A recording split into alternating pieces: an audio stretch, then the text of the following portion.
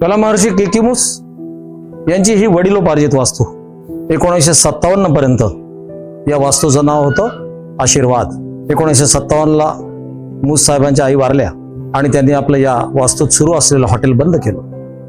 Wine shop होतं ते चालवायला दिलं आणि इथं पूर्ण वेळ असं त्यांचं कलादालन मांडायचं ठरवलं. त्यावेळेस आपल्या वास्तूचं नाव त्यांनी बदललं आणि रेम्ब्रांट रिट्रीट असं ठेवलं. ही वास्तू 1905 सालात त्यांचे मामा आणि मुंबईचे नामांकित असे आर्किटेक्ट आणि बिल्डर RC कॉन्ट्रॅक्टर यांनी आपल्या बहिणीसाठी आणि मेवण्यांसाठी बांधलेली ही अप्रतिम वास्तू त्या काळामध्ये हिचं जे स्थापत्यशास्त्रानुसार हिचं जे काही स्ट्रक्चर आहे त्याला ब्रिटिश कॉलोनियल स्ट्रक्चर असं म्हणतात. ब्रिटिश पद्धतीची ही छोटीशी बंगली, समोरून जाणारा स्टेट हायवे, असं सुंदर लोकेशन या बंगल्याला त्या काळात लाभलेलं होतं. आता या वास्तूमध्येच मूस साहेबांची 50 वर्षाची स्वेच्छा आत्मकैद झाली. विजनवासातलं 50 वर्षाचं जीवन ते या वास्तूत जगले. एकांतवासातलं जीवन ते या वास्तूत जगले. आयसोलेशन मध्ये ते जगले. क्वारंटाईन लाईफ ते जगले आणि याच वास्तूमध्ये त्यांचा संपूर्ण कलानिधीने जन्म घेतला. 1940 ते 1957 मध्ये जेव्हा आई होती आणि हॉटेलचा व्यवसाय या वास्तूत चालू होता, तेव्हा एका कोपऱ्यामध्ये असलेल्या आपल्या डार्क रूम मध्ये मूस साहेब दिवसाचे 20-20, 22-22 तास असायचे आणि त्यांनी अप्रतिम असा हा कलानिधी जो निर्माण केला तो 1957 मध्ये त्यांनी इथे मांडला. तर चला आपण जाणून घेऊया या कलादालनाबद्दल. केकीमूस यांचं हे जे कलादालन आहे, हे कलादालन आधुनिक भारतीय संस्कृतीचं प्रतिकात्मक रूप असं मी म्हटलंय. ते कसं की मूस साहेब जेव्हा विश्व प्रवासाला गेले, ज्या ज्या देशांना समृद्ध असा कलेचा आणि सांस्कृतिक वारसा लाभलेला आहे अशा देशांना त्यांनी भेटी दिल्या. त्याच्यामध्ये ते पहिले इजिप्तमध्ये गेले, स्पेनमध्ये गेले, ग्रीसमध्ये गेले, त्याच्यानंतर मॉस्को म्हणजे रशियात गेले, जपानला गेले, चायनाला गेले आणि तिथून ते समुद्री मार्गे भारतात आले. आणि भारतात आल्यानंतर त्यांनी असं अनुभवलं की प्रत्येक देशाची संस्कृती ही त्या त्या देशातनं वाहणाऱ्या प्रमुख नदीवर आधारलेली असते.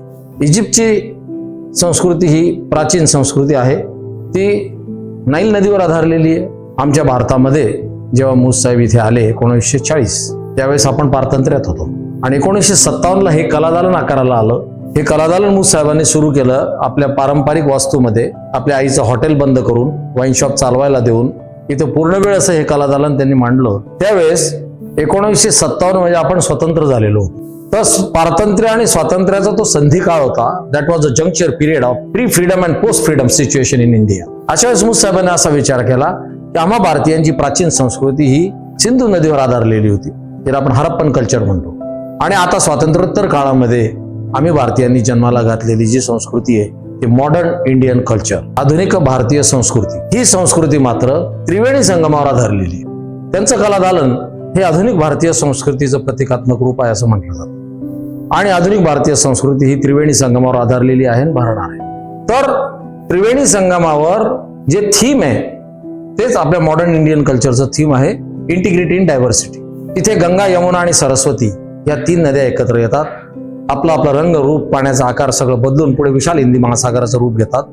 त्याचप्रमाणे आम्ही या आधुनिक भारतीय संस्कृतीमध्ये राहणारे लोक आपलं आपलं धर्म, जात, वेगवेगळ्या जातीचे, पंथाचे, संप्रदायांचे लोक गुण्यागोविंदाने एकत्र नांदतील आणि जगाला विशाल हिंदी महासंस्कृतीचं दर्शन घडवतील असं ह्याच्यामध्ये अभिप्रेत आहे. आणि हे त्याचं प्रतिकात्मक रूप आहे. इथे सरस्वती म्हणजे मूस साहेबांची कला आहे. गंगा, यमुना हे आम्ही वेरूळ लेण्यांमधून मूस साहेबांनी राम सुतारांकडनं साकारून घेतलेले 2 शिल्प हे गंगा आणि यमुना नदीचे आहेत. आणि सरस्वती असा इथे त्रिवेणी संगम आहे. हे कलादालन बनवणारा जो केकी आहे, ज्याला त्यांनी ड्रीमर ऑफ ड्रीम्स म्हटलेलं आहे, हा 1961 मध्ये यंग केकी राम सुतारांनीच घडवला आणि तो मूस साहेबांनी त्याला सेंट्रली लोकेट केलेला आहे. तो या कलादालनाचा आत्मा आहे. तो या कलादालनाचं निर्माण करणारा एक कलावंत आहे.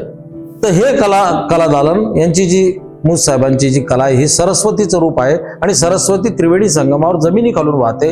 म्हणून मूस साहेबांनी वन प्रिन्सिपल बिहाइंड क्रिएशन असं ठेवलं होतं की art lies in concealing the art. कला लपवण्यातच खरं कसं बसतं कलावंताचं असं म्हणून त्यांनी आपली संपूर्ण कला लपवलेली आहे. म्हणून इथे भेट देणाऱ्या प्रत्येक दर्शकाला हे कलादालन समजून घेण्यासाठी गाईडची आवश्यकता असते.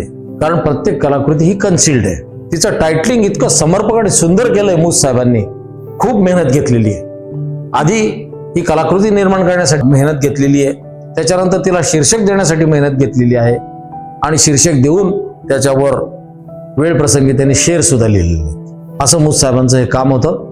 इतर कलावंतांमध्ये आणि मुस साहेबांमध्ये जो फरक आहे तो असा आहे की मुस साहेबांची जी निर्मिती आहे हिच्या मागे एक संकल्पना आहे, एक विचार आहे, एक तत्वज्ञान आहे, एक अध्यात्म आहे आणि वैश्विक सत्याची उकल करणाऱ्या या सगळ्या कलाकृती अतिशय लोभस, अतिशय रमणीय आणि जाणून घेण्यायोग्य आहेत. हे कलादालनाचा हा मुख्य हॉल जिथे मी उभा आहे आता, आणि 2 रूम आहेत. त्या 2 रूम मध्ये आता सध्याची जी व्यवस्था आहे, एका रूम मध्ये मूस साहेब राहायचे आणि दुसऱ्या रूम मध्ये त्यांची आई राहायची. या 2 रूम मध्ये आता त्यांच्या वस्तू तिथे मांडण्यात आलेल्या आहेत. त्यांची शयन कक्ष असल्यामुळे त्यांचा बेड आहे, त्यांनी फोटोग्राफीसाठी वापरलेलं साहित्य आहे, पेंटिंगसाठी वापरलेलं साहित्य आहे, त्यांचं पर्सनल साहित्य आहे, त्यांचं पूजेचं साहित्य आहे. त्याचप्रमाणे फिरोजाबाईंचं तिथे ड्रेसिंग टेबल आहे, बेड आहे. त्यांच्या लग्नातल्या त्यांनी स्वतः विणलेल्या अतिशय उत्तम अशा कशिदा काम केलेल्या साड्या इथे प्रदर्शित करण्यात आलेल्या आहेत.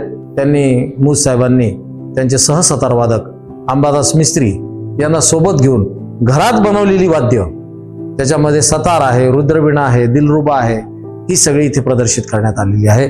असं हे कलादालन सध्या छोट्या स्वरूपामध्ये जरी असलं तरी एकूण 7,500 कलाकृतींच्या निर्मितीमधून एक 200-250 कलाकृती बघण्याचा विहंगम योग या कलादालनाला भेट दिल्यानंतर प्रत्येकाला मिळतो. मूस साहेबांच्या या कलादालनामध्ये चित्र आहेत, छायाचित्र आहेत, शिल्प आहेत, लाकडातलं कोरीव काम आहे, क्ले मॉडेलिंग आहे म्हणजे माती काम आहे. या व्यतिरिक्त वृद्धापकाळात त्यांनी जोपासलेला जो छंद होता तो Japanese paper folding art, origami मध्ये त्यांनी साधारणतः वय वर्ष 75 ते 78 मध्ये त्यांनी 2,500 पीसेसची निर्मिती केलेली आहे.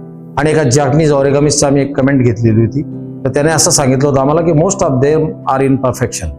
लुईच्या म्युझियमला भेट दिलेला एक दर्शक इथे आला होता पॅरिसहून, आणि तो असं म्हणत होता की इथे अशा काही कलाकृती आहेत की जे लुईच्या म्युझियमची शोभा वाढवते. एवढं महत्व या कलादालनाला आहे. सालारजंगचा जो म्युझियम आहे, हैदराबादला म्युझियम आहे, तो it's one man biggest collection. K Moos art gallery is one man biggest creation and creation has more value than collection. Painting जे आहेत त्या वरती सगळ्या लावलेल्या आहेत. साधारणतः 44 ते 48च्या कालावधीमध्ये त्यांनी या पेंटिंग काढलेल्या आहेत. तशा पेंटिंग 36 पासूनच्या आहेत, पण 44 ते 48 पर्यंत या अप्रतिम अशा पेंटिंग्स आहेत आणि या जगभरातल्या संस्कृतींचं प्रतिनिधित्व करतात. त्याच्यामध्ये मग ब्रिटिश कल्चर आहे, जर्मन कल्चर आहे, म्हणजे वेस्टर्न कल्चर आहे, मिडल ईस्ट कल्चर आहे, थर्ड वर्ल्ड कल्चर आहे. याला रिप्रेझेंट करणाऱ्या अप्रतिम अशा पेंटिंग्स, मोठ्या मोठ्या पेंटिंग त्यांनी पत्र्यावर युजिंग सिम्पल ऑइल पेंट्स त्यांनी ह्या तयार केलेल्या आहेत. त्याचं फ्रेमिंगचं काम, त्याच्यावर असलेलं त्यांची स्वाक्षरीचं कार्विंग, हे सुद्धा त्यांनी स्वतः केलेलं आहे. म्हणजे his entire life was dedicated to art.